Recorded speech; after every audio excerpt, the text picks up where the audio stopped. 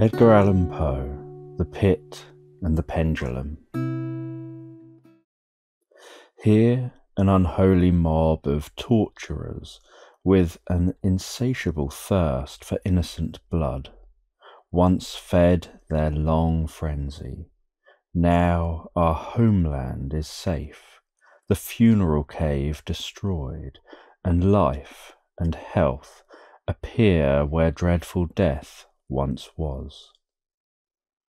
I was sick unto death with that long agony, and when they at length unbound me, and I was permitted to sit, I felt that my senses were leaving me.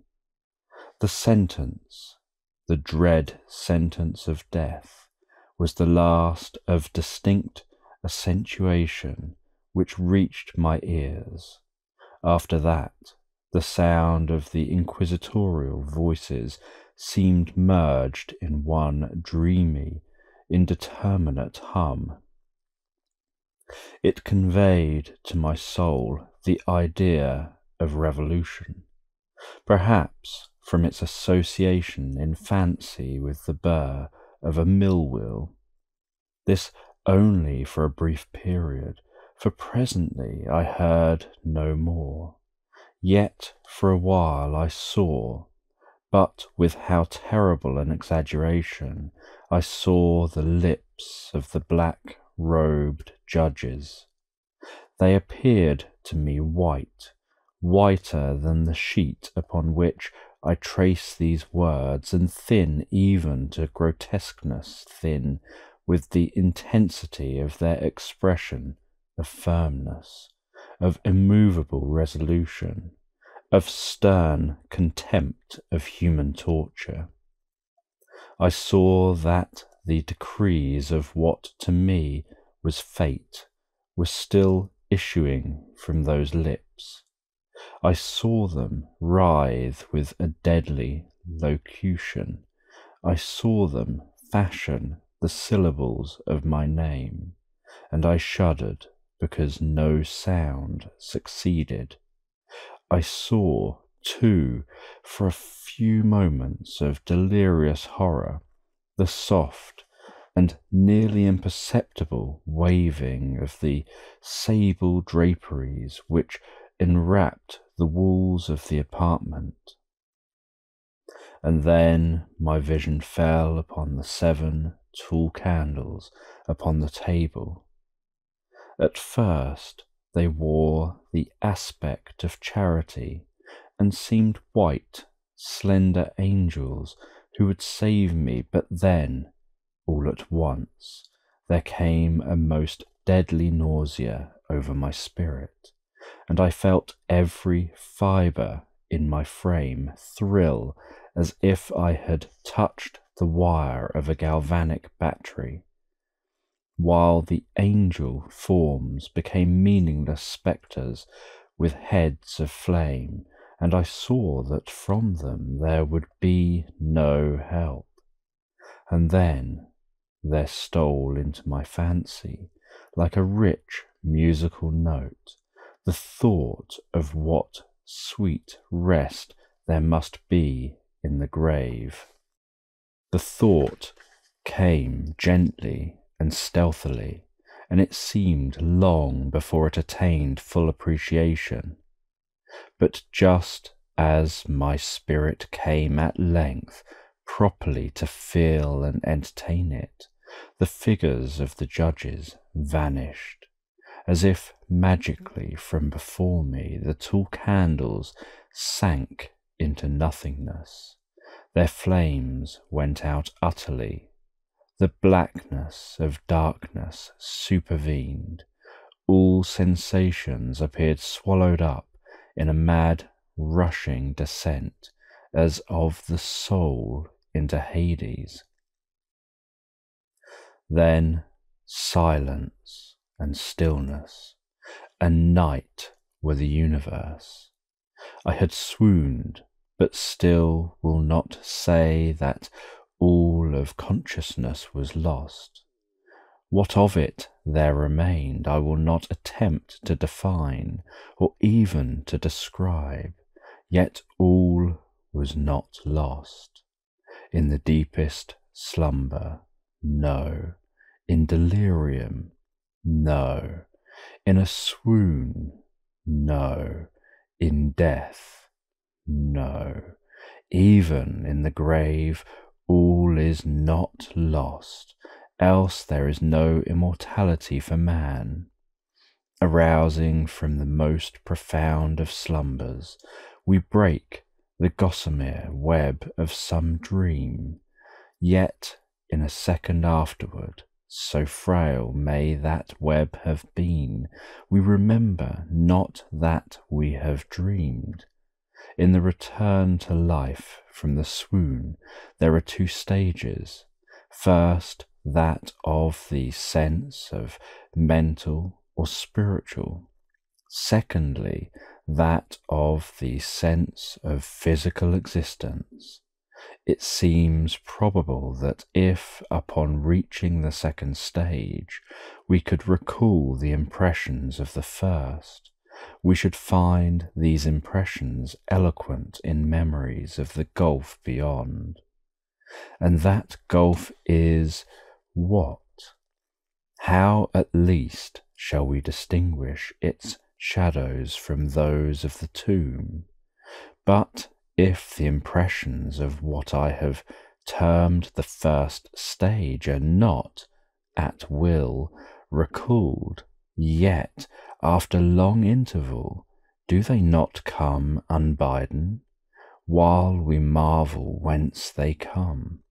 He who has never swooned is not he who finds strange palaces and wildly familiar faces in coals that glow, is not he who beholds floating in mid-air the sad visions that the many may not view, is not he who ponders over the perfume of some novel flower, is not he whose brain grows bewildered with the meaning of some musical cadence which has never before arrested his attention.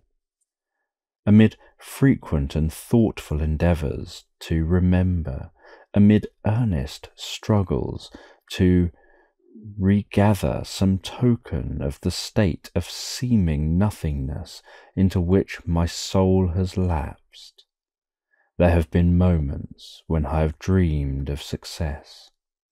There have been brief, very brief periods when I have conjured up remembrance which the lucid reason of a latter epoch assures me could have had reference only to that condition of seeming unconsciousness. These shadows of memory tell indistinctly of tall figures that lifted and bore me in silence down, down, still down, till a hideous dizziness oppressed me at the mere idea of the interminableness of the descent. They tell also of a vague horror at my heart, on account of that heart's unnatural stillness. Then comes a sense of sudden motionlessness throughout all things, as if those who bore me, a ghastly train, had outrun in their descent the limits of the limitless, and paused from the wearisomeness of their toil. After this I called to mind flatness and dampness, and then all is madness, the madness of a memory which busies itself among forbidden things. Very suddenly there came back to my soul motion and sound, the tumultuous motion of the heart, and in my ears the sound of its beating. Then a pause in which all is blank, then again sound and motion and touch, a tingling sensation pervading my frame. Then the mere consciousness of existence without thought, a condition which lasted long. Then, very suddenly, thought, and shuddering terror, an earnest endeavour to comprehend my true state. Then a strong desire to lapse into insensibility. Then a rushing revival of soul and a successful effort to move. And now a full memory of the trial, of the judges, of the sable draperies, of the sentence, of the sickness, of the swoon, then entire forgetfulness of all that followed, of all that a later day and much earnestness of endeavour have enabled me vaguely to recall. So far I had not opened my eyes. I felt that I lay upon my back unbound. I reached out my hand, and it fell heavily upon something damp and hard. Then I suffered it to remain for many minutes, while I strove to imagine where and what I could be. I longed yet dared not to employ my vision.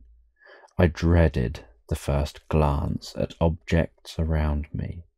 It was not that I feared to look upon things horrible, but that I grew aghast lest there should be nothing to see. At length, with a wild desperation at heart, I quickly unclosed my eyes. My worst thoughts then were confirmed. The blackness of eternal night encompassed me. I struggled for breath. The intensity of the darkness seemed to oppress and stifle me. The atmosphere was intolerably close. I still lay quietly and made effort to exercise my reason. I brought to mind the inquisitorial proceedings and attempted from that point to deduce my real condition. The sentence had passed, and it appeared to me that a very long interval of time had since elapsed. Yet not for a moment did I suppose myself actually dead. Such a supposition, notwithstanding what we read in fiction, is altogether inconsistent with real existence.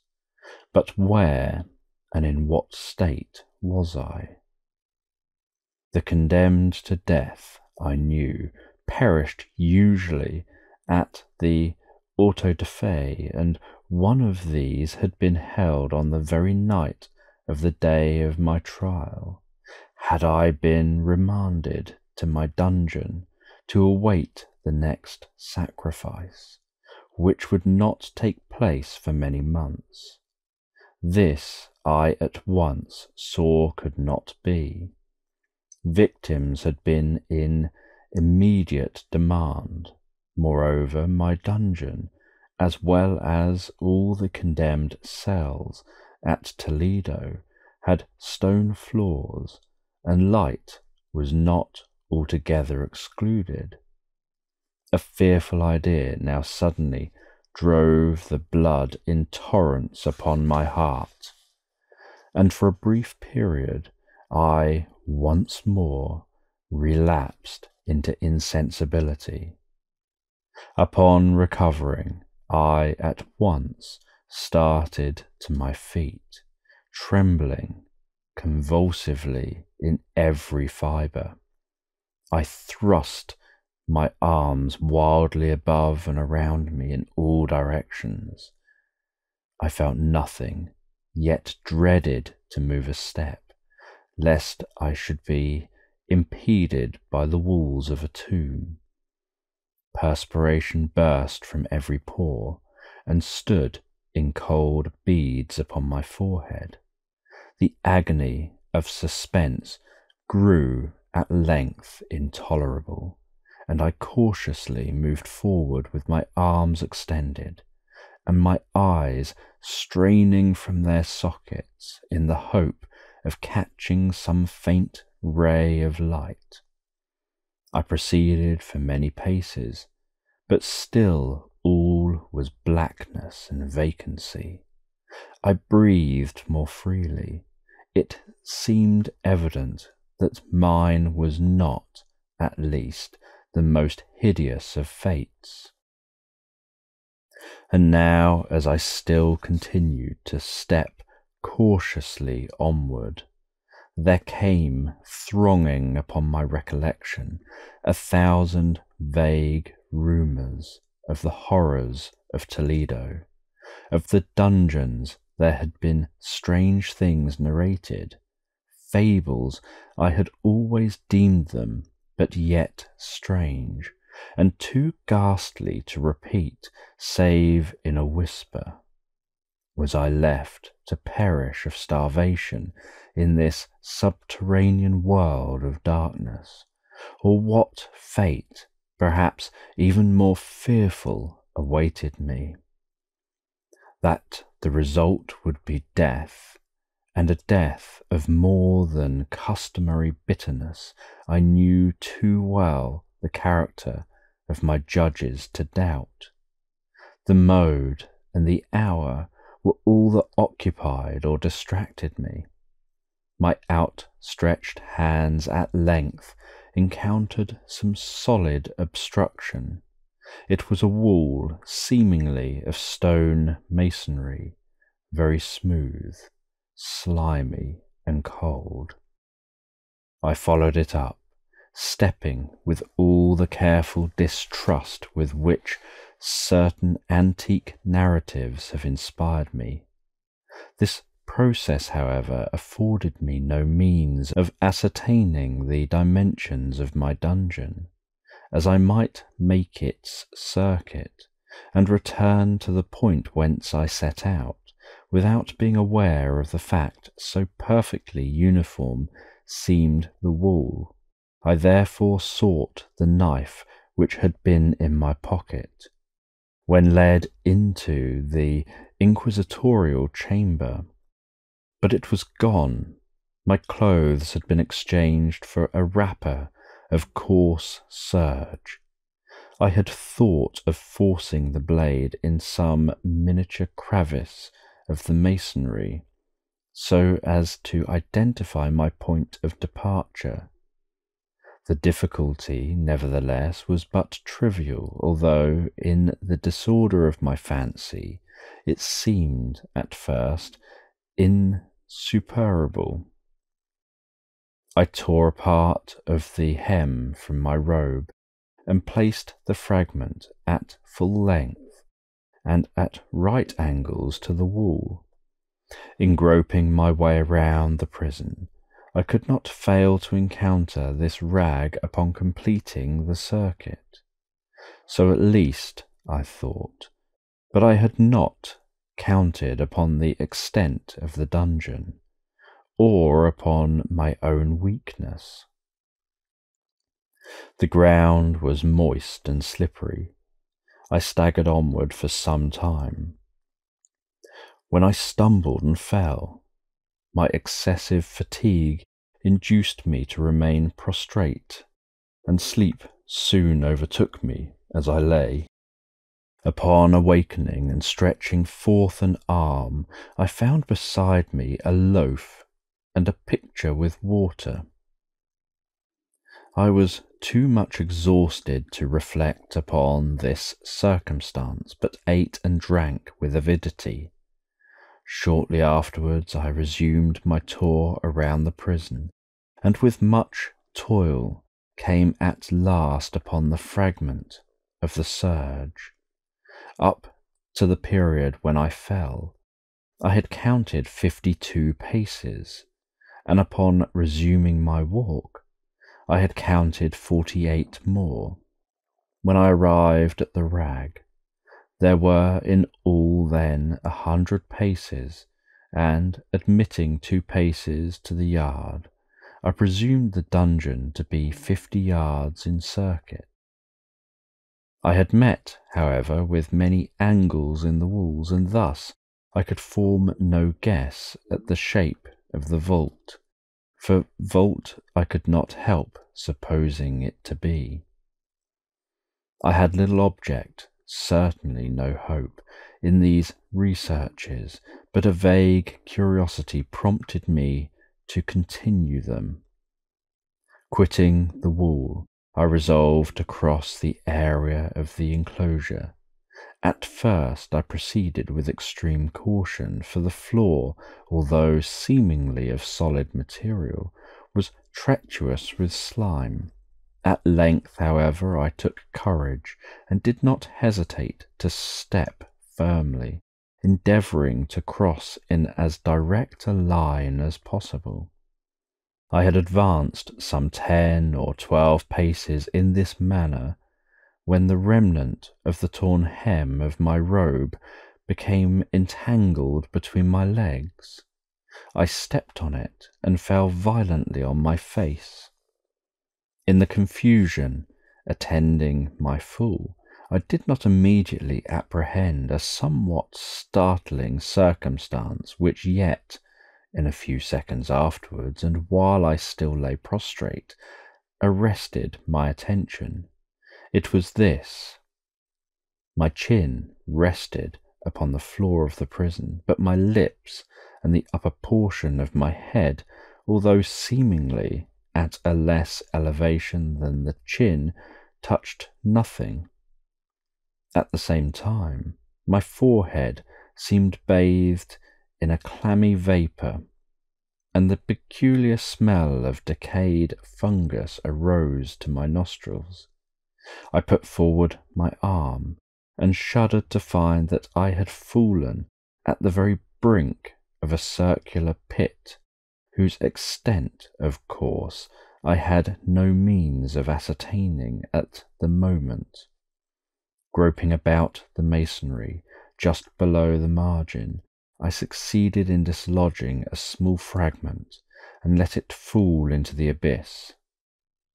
For many seconds I hearkened to its reverberations as it dashed against the sides of the chasm in its descent.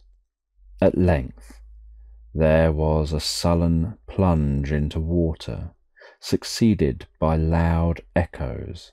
At the same moment there came a sound resembling the quick opening and as rapid closing of a door overhead, while a faint gleam of light flashed suddenly through the gloom, and as suddenly faded away. I saw clearly the doom which had been prepared for me, and congratulated myself upon the timely accident by which I had escaped. Another step before my fall, and the world had seen me no more, and the death just avoided was of that very character which I had regarded as fabulous and frivolous in the tales respecting the Inquisition. To the victims of its tyranny there was the choice of death with its direst physical agonies, or death with its most hideous moral horrors. I had been reserved for the latter. By long suffering my nerves had been unstrung, until I trembled at the sound of my own voice, and had become in every respect a fitting subject for the species of torture which awaited me. Shaking in every limb, I groped my way back to the wall, resolving there to perish rather than risk the terrors of the wells, of which my imagination now pictured many in various positions about the dungeon. In other conditions of mind I might have had courage to end my misery at once by a plunge into one of these abysses, but now I was the veriest of cowards, Neither could I forget what I had read of these pits, that the sudden extinction of life formed no part of their most horrible plan. Agitation of spirit kept me awake for many long hours, but at length I again slumbered.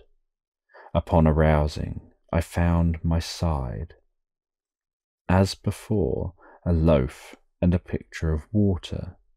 A burning thirst consumed me, and I emptied the vessel at a draught. It must have been drugged, for scarcely had I drunk before I became irresistibly drowsy. A deep sleep fell upon me, a sleep like that of death. How long it lasted, of course, I know not. But when, once again, I unclosed my eyes, the objects around me were visible. By a wild, sulphurous lustre, the origin of which I could not at first determine, I was enabled to see the extent and aspect of the prison. In its size I had been greatly mistaken. The whole circuit of its walls did not exceed 25 yards. For some minutes this fact occasioned me a world of vain trouble. Vain indeed, for what could be of less importance under the terrible circumstances which environed me than the mere dimensions of my dungeon? But my soul took a wild interest in trifles, and I busied myself in endeavours to account for the error I had committed in my measurement. The truth at length flashed upon me. In my first attempt at exploration, I had counted 52 paces up to the period when I fell. I must have been within a pace or two of the fragment of serge. In fact, I had nearly performed the circuit of the vault. I then slept, and upon awakening I must have returned upon my steps, thus supposing the circuit nearly double what it actually was. My confusion of mind prevented me from observing that I began my tour with the wall to the left and ended it with the wall to the right. I had been deceived, too, in respect of the shape of the enclosure. In feeling my way, I had found many angles and thus deduced an idea of great irregularity. So potent is the effect of total darkness upon one's arousing from lethargy or sleep. The angles were simply those of a few slight niches at odd intervals. The general shape of the prison was square. What I had taken for masonry seemed now to be iron or some other metal, in huge plates, whose sutures or joints occasioned the depression. The entire surface of this metallic enclosure was rudely daubed in all the hideous and repulsive devices to which the charnel superstition of the monks had given rise. The figures of fiends in aspects of menace, with skeleton forms and other more really fearful images, overspread and disfigured the walls. I observed that the outlines of these monstrosities were sufficiently distinct, but that the colours seemed faded and blurred, as if from the effects of a damp atmosphere.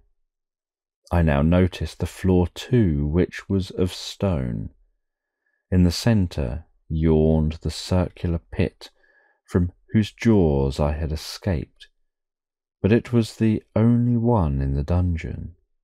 All this I saw indistinctly, and by much effort, for my personal condition had been greatly changed during slumber. I now lay upon my back, and at full length on a species of low framework of wood. To this I was securely bound by a long strap resembling a circingle.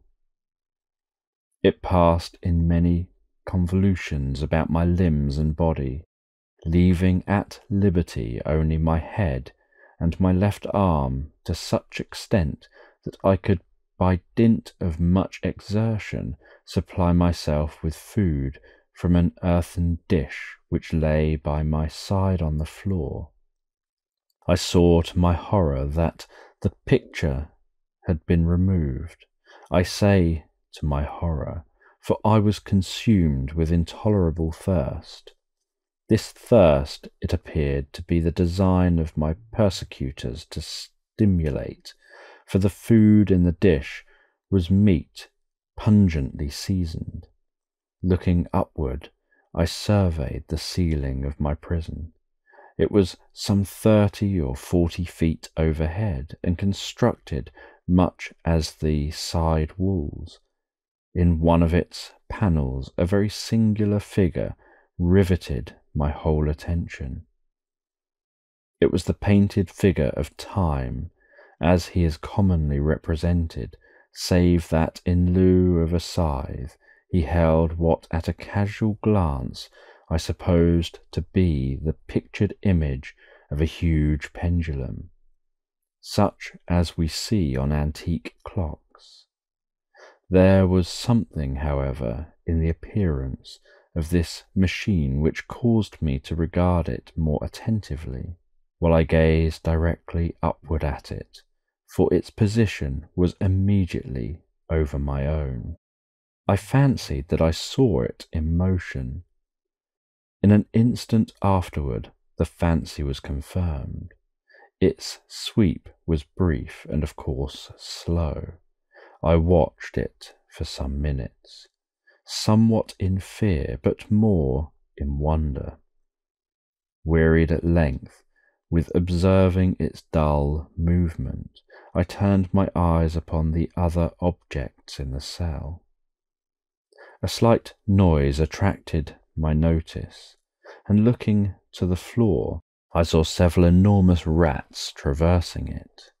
They had issued from the well, which lay just within view to my right.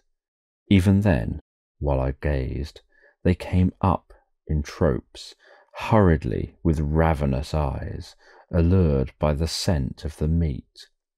From this it required much effort and attention to scare them away. It might have been half an hour, perhaps even an hour, for I could take but imperfect note of time, before I again cast my eyes upward. What I then saw confounded and amazed me. The sweep of the pendulum had increased in extent by nearly a yard. As a natural consequence, its velocity was also much greater. But what mainly disturbed me was the idea that it had perceptibly descended. I now observed, with what horror it is needless to say, that its nether extremity was formed of a crescent of glittering steel about a foot in length from horn to horn, the horns upward, and the under edge evidently as keen as that of a razor. Like a razor also, it seemed massy and heavy, tapering from the edge into a solid and broad structure above.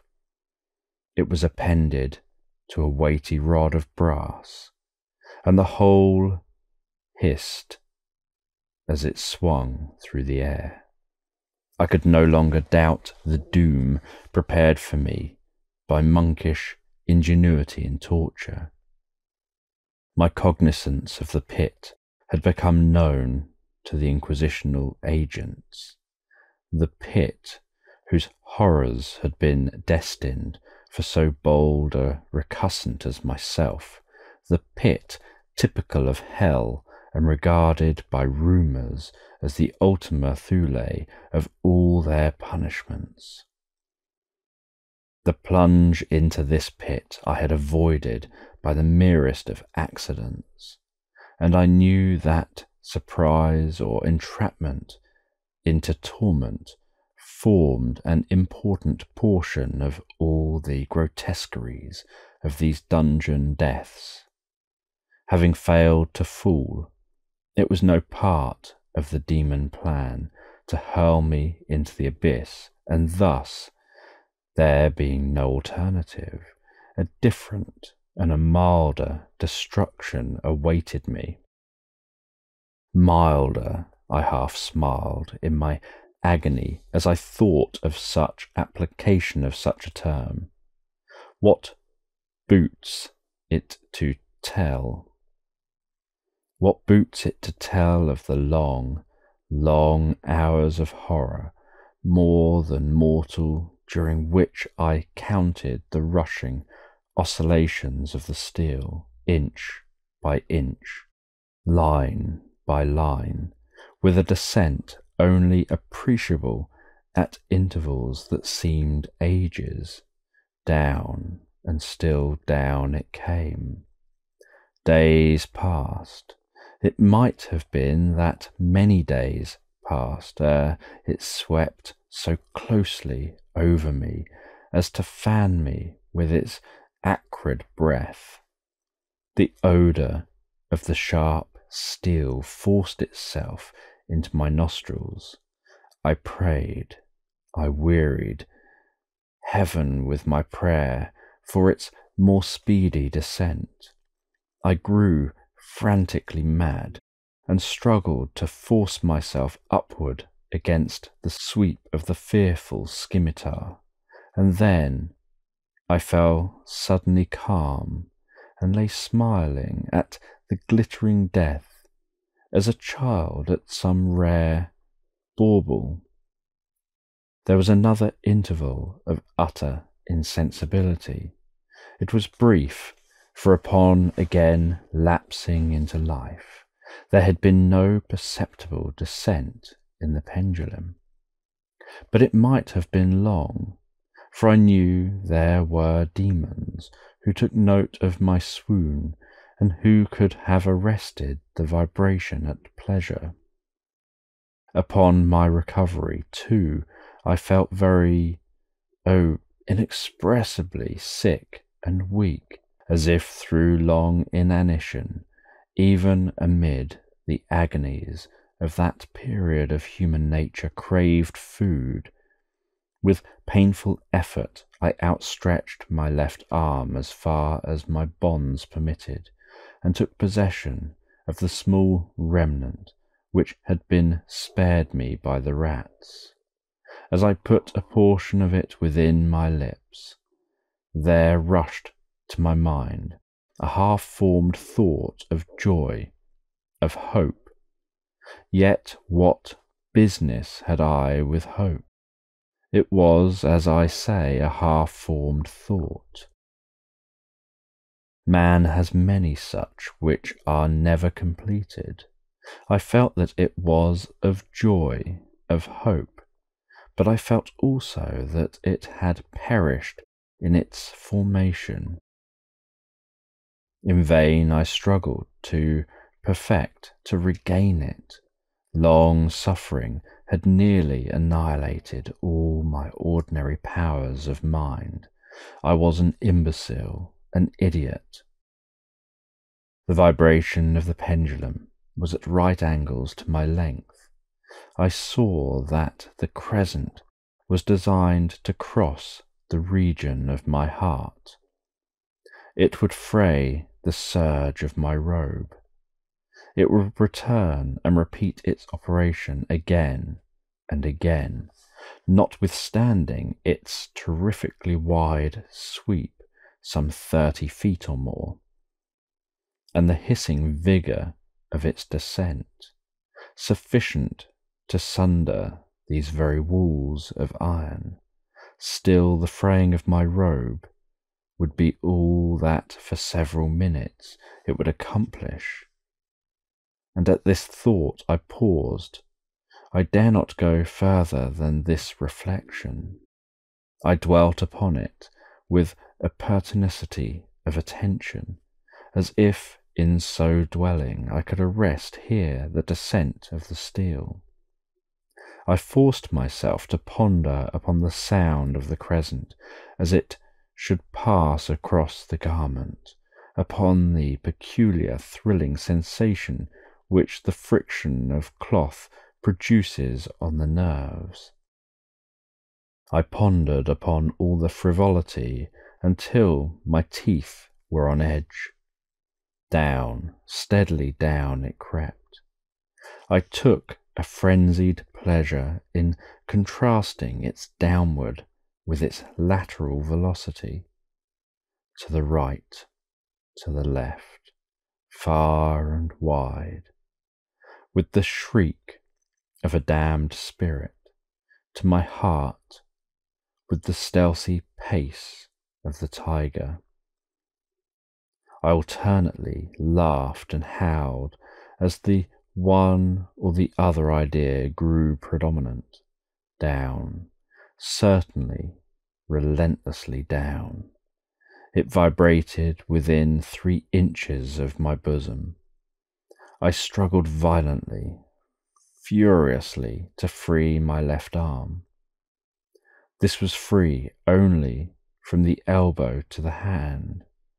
I could reach the latter from the platter beside me to my mouth with great effort, but no farther. Could I have broken the fastenings above the elbow, I would have seized and attempted to arrest the pendulum. I might as well have attempted to arrest an avalanche, down still unceasingly, still inevitably down. I gasped and struggled at each vibration. I shrunk convulsively at its every sweep.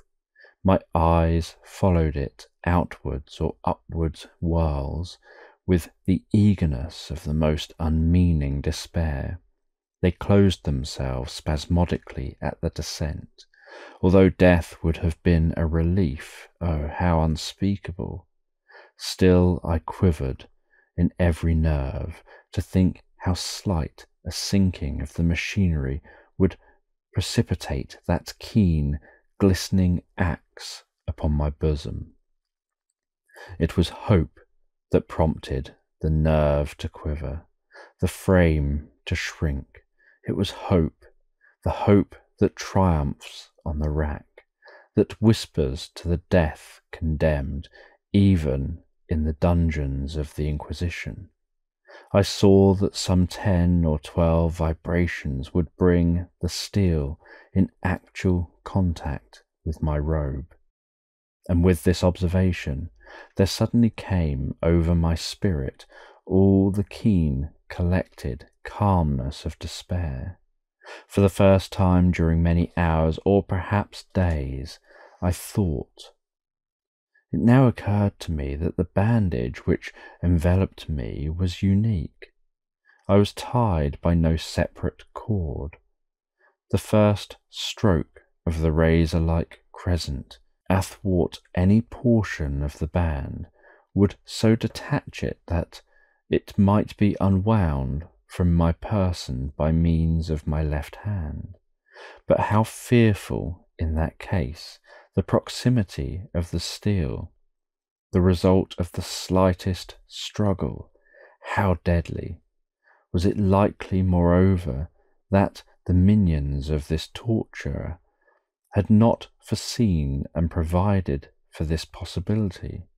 Was it probable that the bandage crossed my bosom in the track of the pendulum?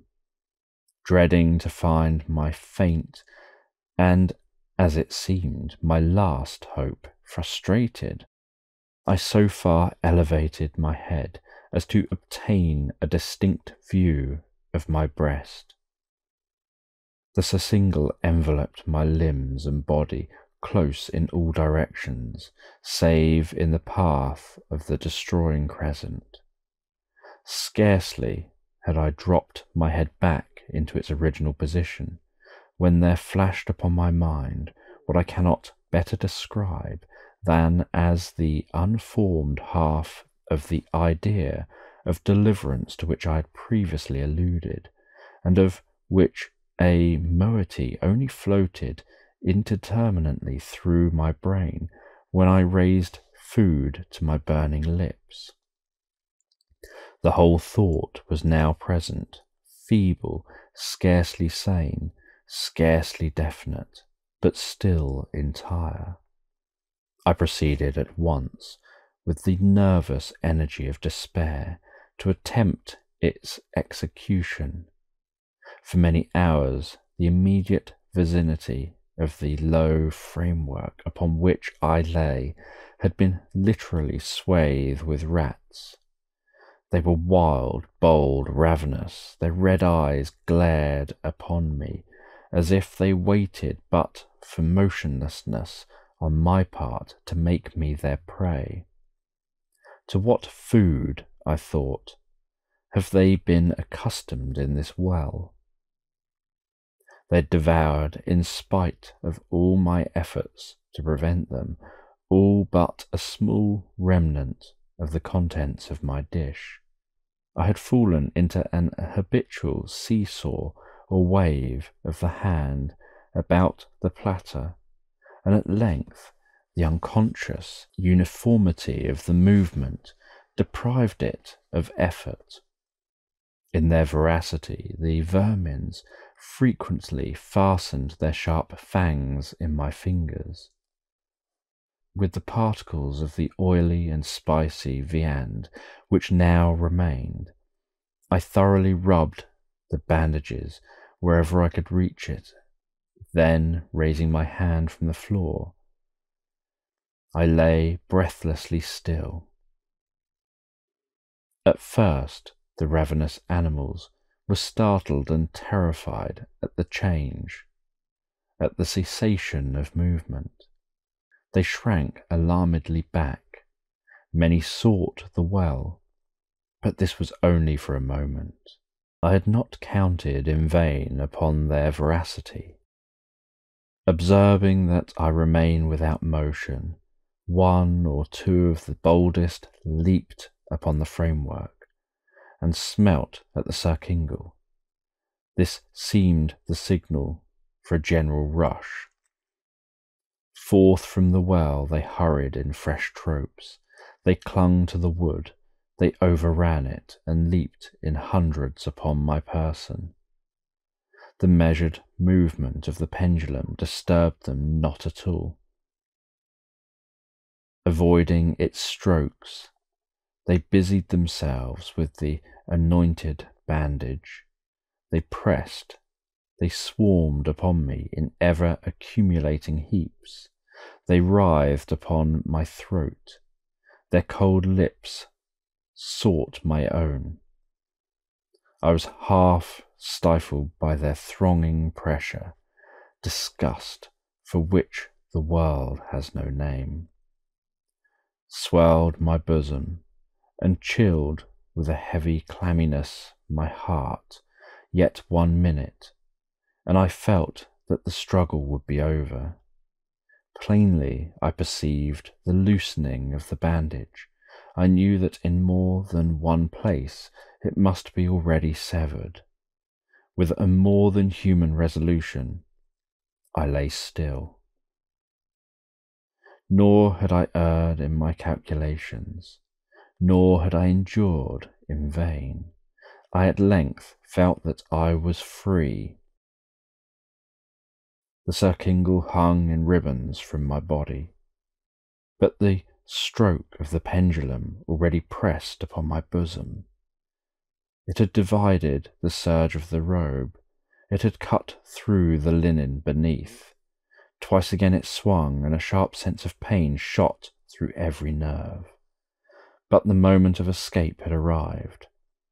At a wave of my hand, my deliverers hurried tumultuously away. With a steady movement, cautious, sidelong, shrinking and slow, I slid from the embrace of the bandage and beyond the reach of the scimitar. For the moment, at least, I was free. Free and in the grasp of the Inquisition.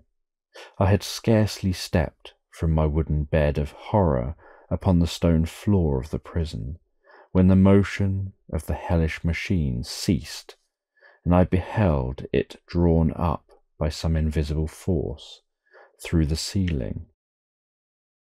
This was a lesson which I took desperately to heart. My every motion was undoubtedly watched.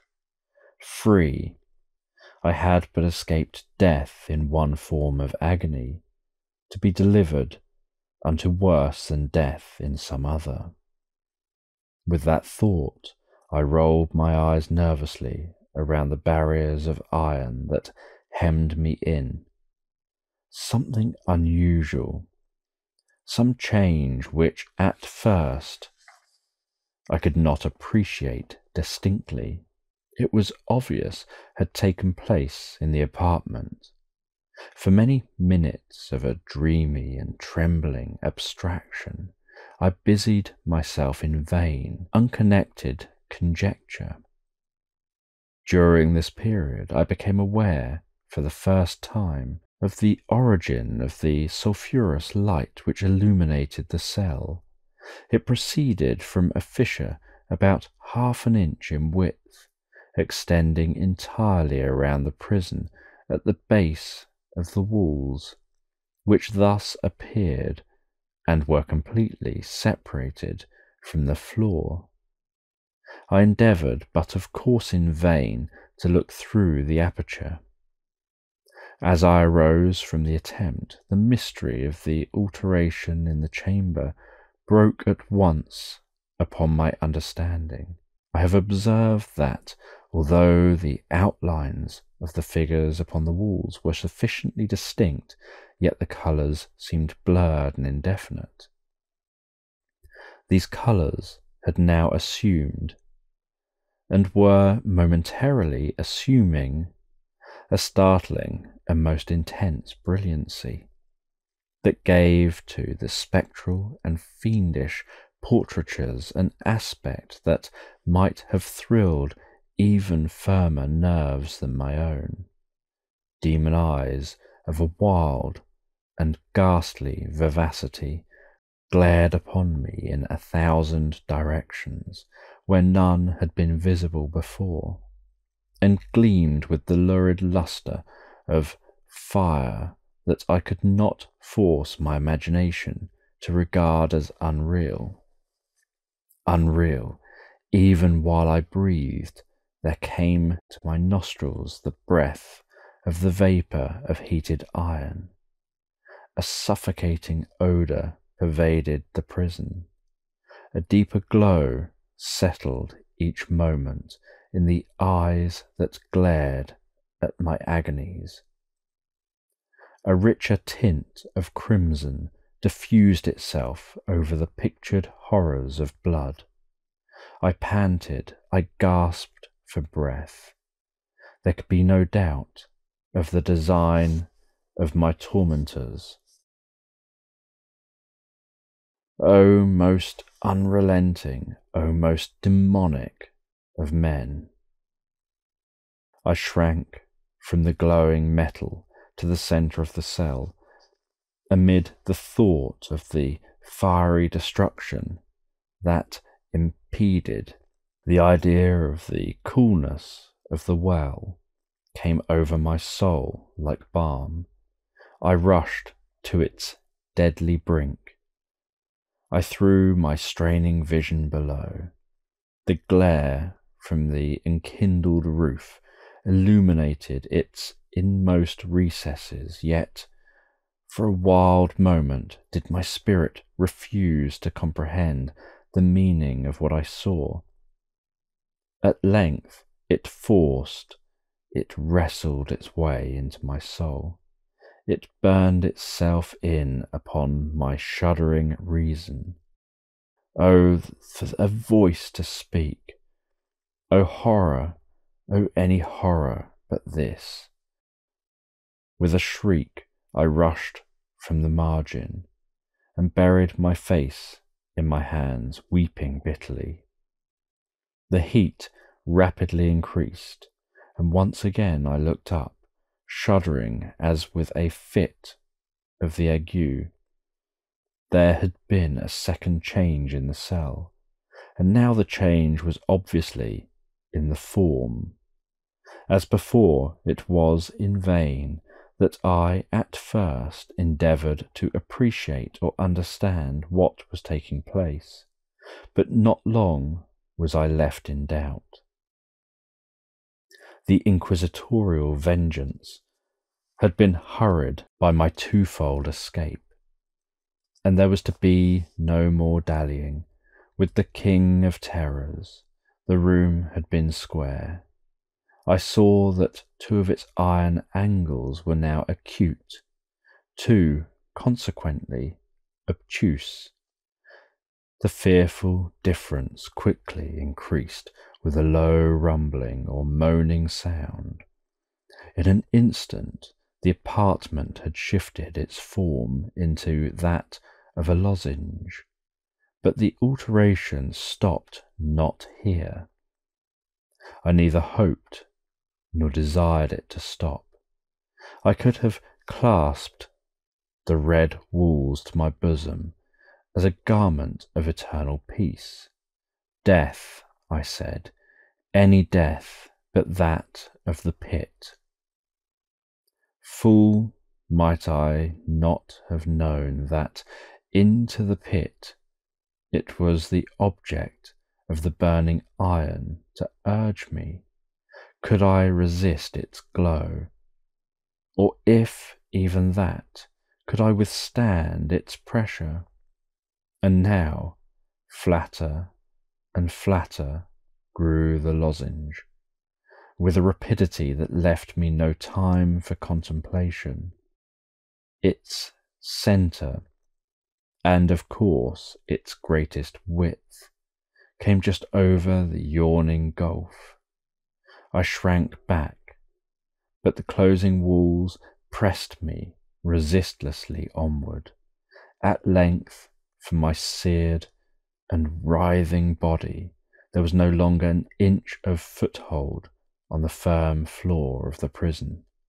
I struggled no more, but the agony of my soul found vent in one loud, long, and final scream of despair. I felt that I tottered upon the brink. I averted my eyes. There was a discordant hum of human voices. There was a loud blast as of many trumpets. There was a harsh grating as of 1,000 thunders. The fiery walls rushed back. An outstretched arm caught my own as I fell fainting into the abyss. It was that of General Lasalle.